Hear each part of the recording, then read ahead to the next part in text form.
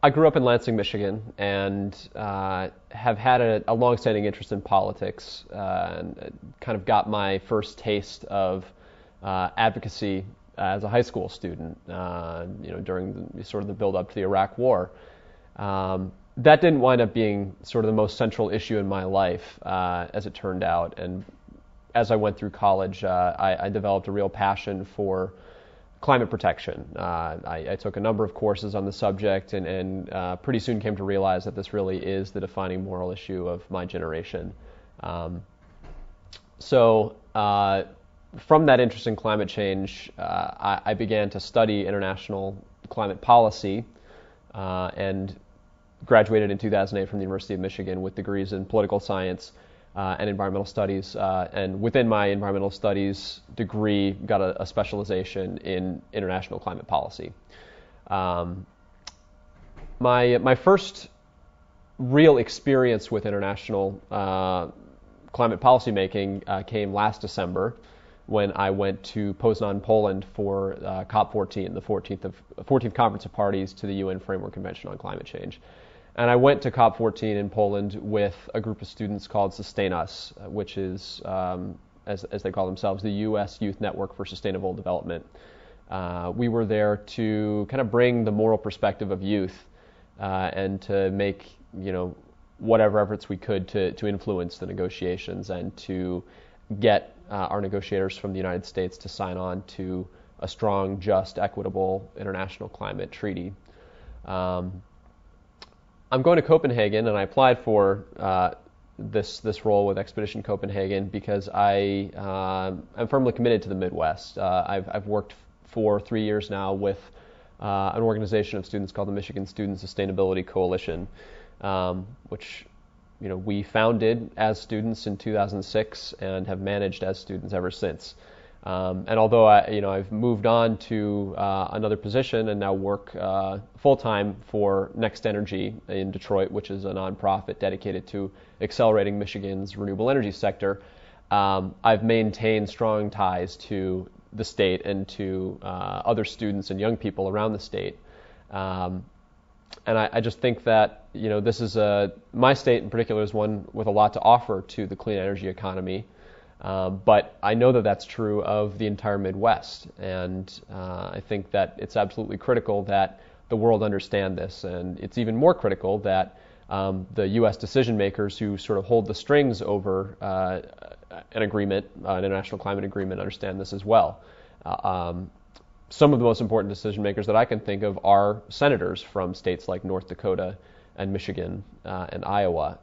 And I think that we have a lot of important work to do as youth from these critically important states. So that's why I'm interested in going to Copenhagen. I'm excited to apply what I learned in Poznan in 2008 to these talks in 2009. As a college student, I developed a passion for climate protection because I see climate change as the moral issue that defines my generation. I'm interested in going to Copenhagen because I see this as a critically important time for the future of the planet with regard to climate change. And I think that youth can really have a big influence on the decisions that our leaders make. I think that we saw this in Poznan with the survival campaign, which I'm happy to talk about.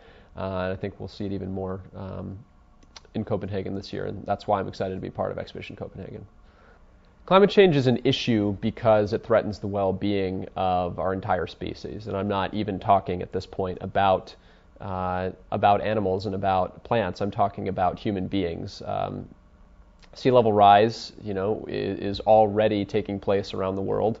There is strong evidence that climate change is contributing to stronger and more frequent hurricanes and typhoons and things of that nature, and we've seen really massive losses of human life in places around the world as a result of intensifying tropical storms.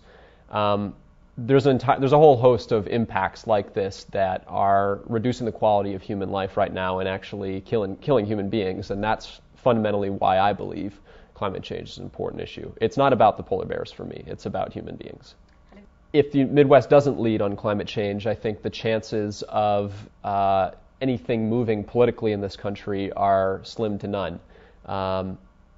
The Midwest is the bellwether of American public opinion. If the Midwest is able to find it within itself to support a public policy initiative, that usually means that the rest of the country can accept it too.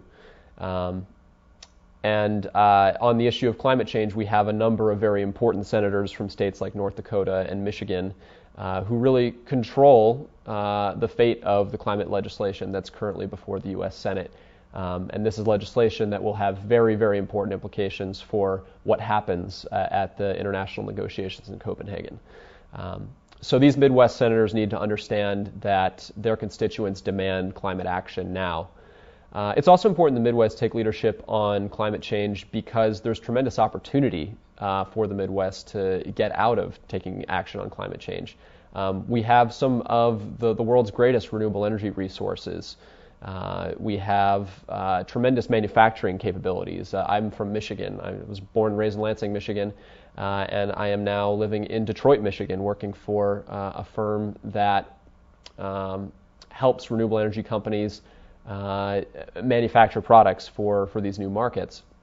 And I can tell you that this is an area where the Midwest, the industrial Midwest, has a whole lot to contribute. There is no reason that the industrial capabilities that we developed as we built the global auto industry can't be transitioned to building the global renewable energy industry.